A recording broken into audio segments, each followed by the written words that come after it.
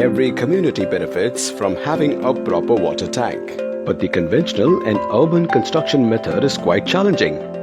For one thing, the raw materials are bulky, making transportation an issue in hilly areas. And secondly, skilled labor is a necessity. But there is a simpler and cheaper alternative. Have you heard of ferro cement? It has all the benefits of RCC minus all its hassles. It's cheaper and very easy to work with. How easy? Easy enough that you'll learn to build an entire water tank in the next 4 minutes. Okay, first let's take a look at our raw materials. We require cement, sand, admixture, weld mesh, chicken mesh, steel bars, and a PVC pipe and some wooden props. Now, a ferro cement water tank can be made in 3 very simple steps. Step 1. Building a base. First, we need to find a suitable and a firm piece of land and then clear it. Next, we have to mark a circle of 1 foot more than outer radius of the tank we are building. Within the circle, we'll get rid of the loose soil and fill the space with stones. Remember, the stones will have to be compacted to make a sturdy base. And finally, we'll pour PCC on it, making a layer of at least 75 mm in thickness. Our base is ready. And once the PCC has dried out, we can proceed to our next step. Next step is making the framework. Mark a circle equal to outer radius of tank, considering same center point which marked circle for base. At the center of our base, we erect an 8-inch diameter PVC pipe. This will be filled with cement concrete to act like a central column. Within the pipe, we'll also insert a steel bar to provide reinforcement. This structure will help to support the roof slab.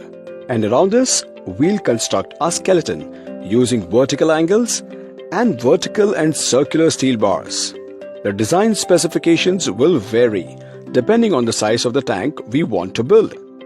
So for example, this 50,000 liter tank has 20 vertical angles spaced 900 mm apart, center to center. Every 2 vertical angles have 3 steel bars between them, spaced 225 mm from each other. Lastly, the entire structure is held together with horizontally placed circular steel bars to bind all vertical steel bars, a spacing of 150 mm between them. Next, we need to add a mesh to the structure. Our mesh is actually a combination of 2 meshes, a layer of weld mesh fastened to 2 layers of chicken mesh, that is 1 layer each side. This combined mesh is wrapped around the skeleton. An additional layer of only chicken mesh is wrapped around the inside. And just like that, we've arrived at our final step. It's actually quite straightforward. Just remember to attach an inlet and an outlet pipe before plastering. And also leave an opening 2 feet wide on top so that someone can enter the finished tank for cleaning and for maintenance purposes. Just add 1 overflow pipe below 20 centimeters from top, 1 flush pipe at bottom lowest point to clean the tank. Back to the task at hand. The cement mortar is made of 1 part cement and 3 parts sand. Add water, then add mixture as per manufacturer recommendations. Step 3. Plaster finishing. Use temporary wooden props below the slab reinforcement before applying cement mortar. Top of the tank first, proceeding then to the outer side. You will see that the mesh does a good job of holding the mortar in place. This process is basic. Anyone and everyone from the community can participate. The wall thickness should be between 30 to 75 mm, depending on how much is needed to have at least a 5 mm cover on the steel bars. Next comes the only part of our tank building that requires skilled labor: the plastering of the tank walls to make them even from inside and outside. At least 5 mm layer of cement mortar on steel should be ensured. After this, all we need to do is cover our tank with gunny bags and water it for 2 weeks straight for curing.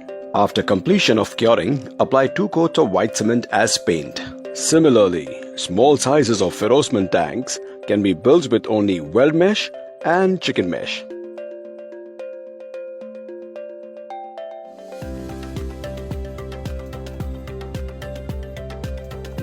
Congratulations! You now have your very own ferro cement water tank. And you'll be pleased to know this tank comes with a bunch of advantages over its competitors. It's more durable than HDPE tanks, with a life up to 50 years with timely maintenance and aftercare. It gives flexibility in shape and size. It's also the cheapest among all tank building methods, easy to construct, even in remote areas, with unskilled labor and material available in any hardware shop in nearby town. The principles of our tank building can also be extended to constructing ferro cement water troughs. Like before, on a firm base, we'll make the skeleton using 8 mm steel bars. The shape we are going for is a semi-cylinder, 1 meter in diameter and 3 meters in length. And like before, the bars will be spaced 1 feet apart. The structure will be covered in a familiar chicken mesh and weld mesh combination, and the whole thing will then be coated with cement mortar. After a skilled mason applies the finishing touches, we'll let the tank cure for 2 weeks. And there you have it, just like the tank of ferro cement water trough.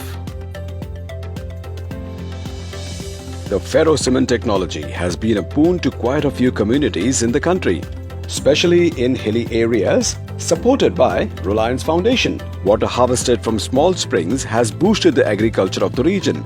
In fact, the local population is not just consuming the yield, but also selling the surplus for a profit. Ferro cement has managed to create new livelihoods and improve the overall quality of life in rural India. It's time to bring this change to your community too. Are you ready to build a water tank?